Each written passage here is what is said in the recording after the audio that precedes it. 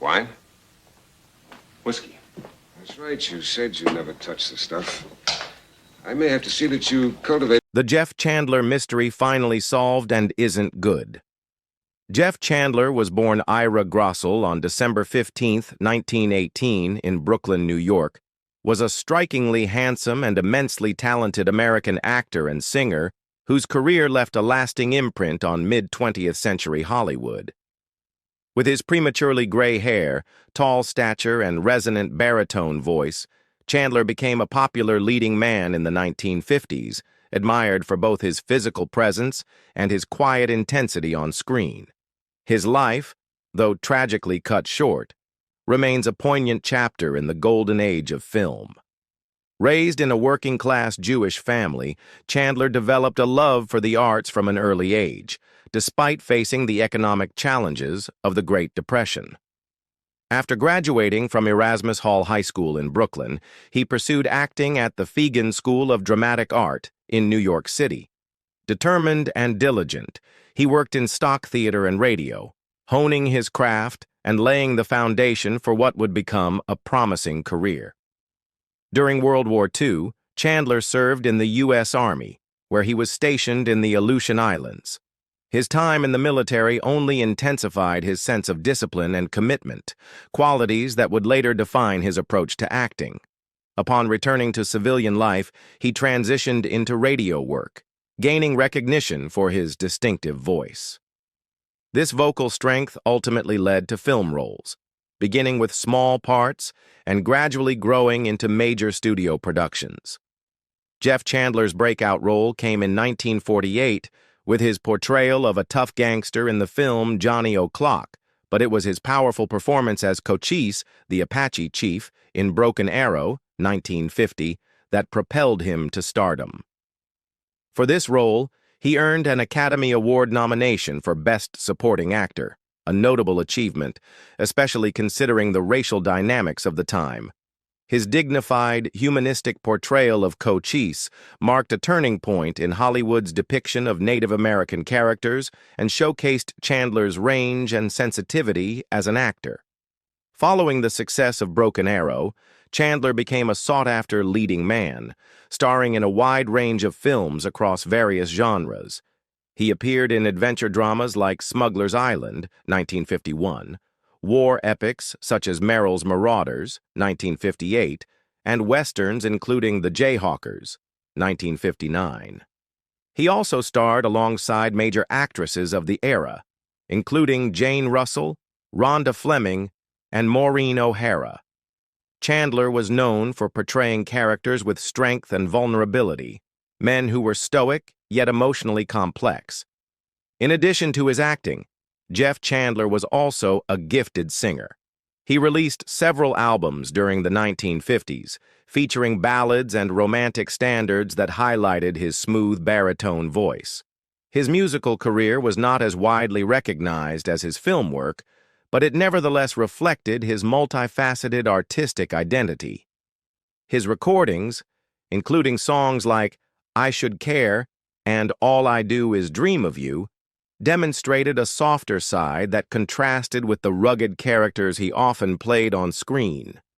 Chandler also showed interest in production and storytelling behind the scenes. He formed his own production company and sought greater creative control over his projects, a move that reflected his desire to go beyond mere stardom and be a more active force in shaping cinematic narratives. This entrepreneurial spirit was rare among actors at the time and further revealed Chandler's ambition and forward-thinking mindset. Jeff Chandler married actress Marjorie Hochel in 1946, during the early years of his film career. Hochel, who had worked in Hollywood and on stage, had her own modest career in acting before stepping back from the spotlight. The couple initially appeared to be a happy and glamorous Hollywood pairing, admired for their striking looks and public appearances. Their marriage produced two daughters, Jamie Tucker, born in 1947, and Dana Grossel, born in 1949. Chandler's birth name was Ira Grossel, which Dana later incorporated into her surname. The family settled into life in Los Angeles, and for a time Chandler appeared to juggle the demands of rising fame with fatherhood. However, behind the scenes, the marriage was troubled.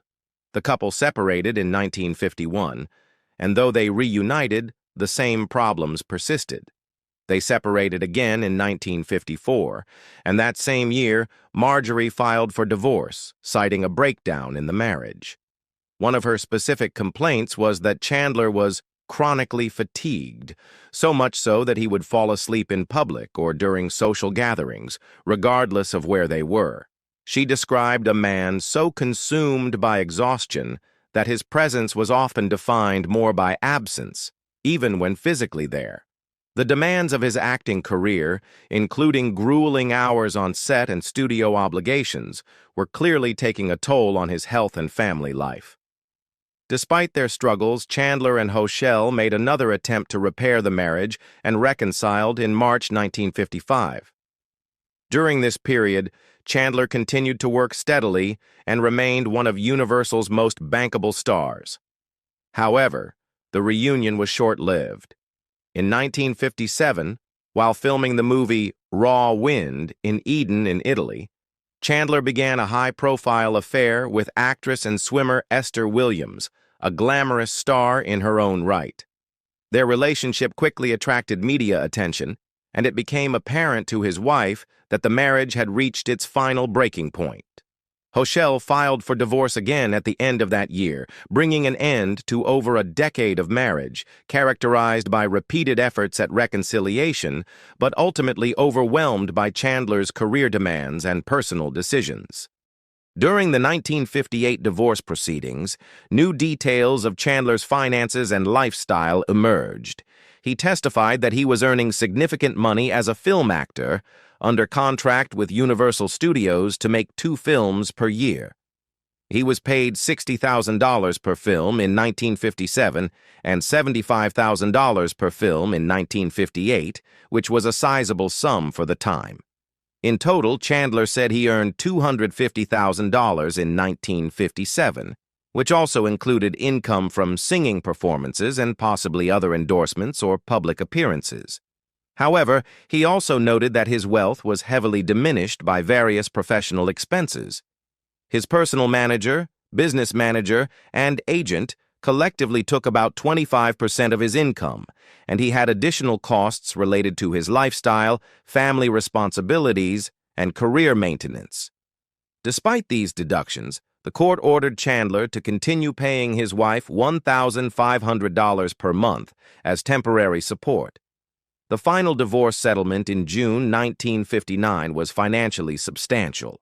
Chandler agreed to pay over $2,166 per month in alimony in addition to $500 monthly in child support, ensuring financial stability for his ex-wife and daughters.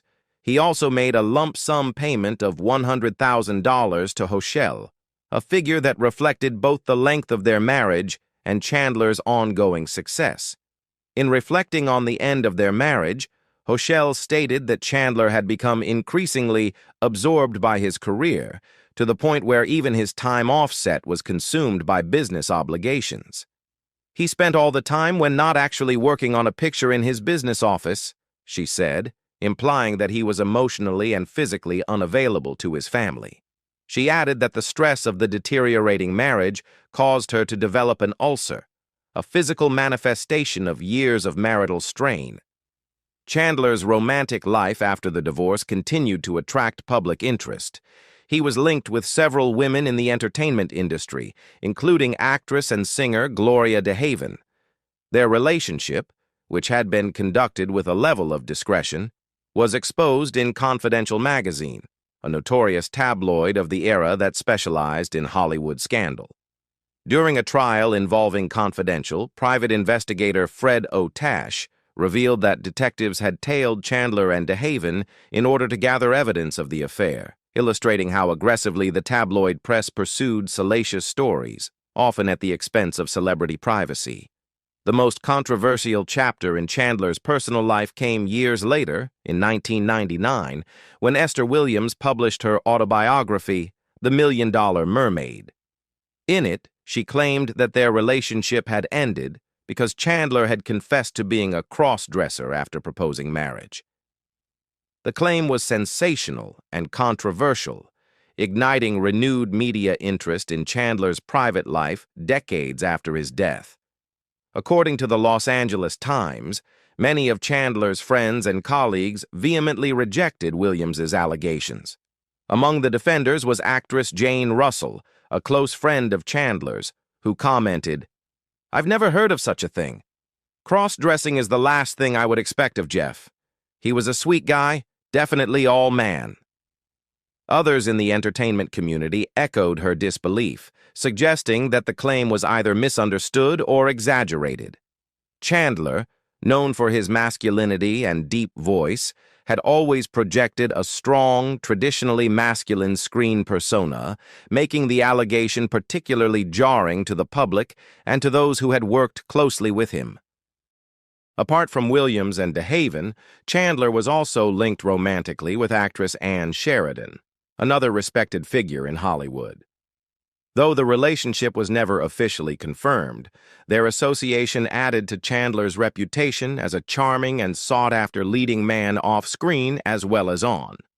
Through all these personal ups and downs, Jeff Chandler maintained a busy acting career, often portraying tough, noble, and heroic figures in film. However, the turmoil in his personal life, marked by failed marriages, romantic entanglements, media scrutiny, and unconfirmed rumors, painted a more complicated picture of the man behind the camera.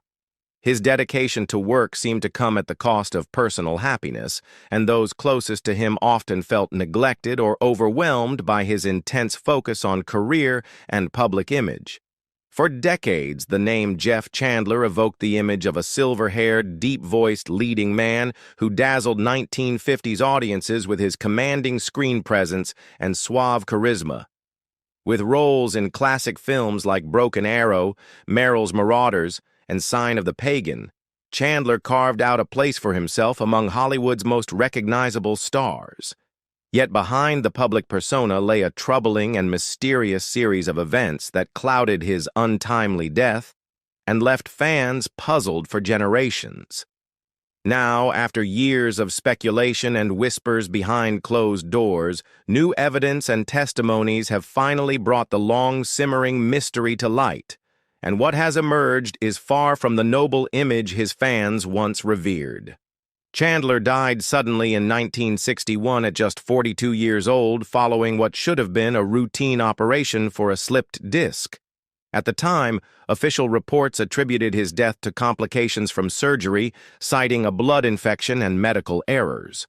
However, details surrounding his hospitalization raised red flags even then. Friends, colleagues, and even his ex-wife began to question how a seemingly healthy man could deteriorate so rapidly in the care of a reputable medical institution. Rumors of botched procedures, overlooked allergies, and staff negligence began to circulate almost immediately after his passing.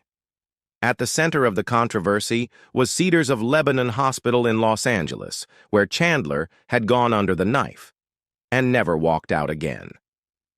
The mystery deepened with conflicting reports.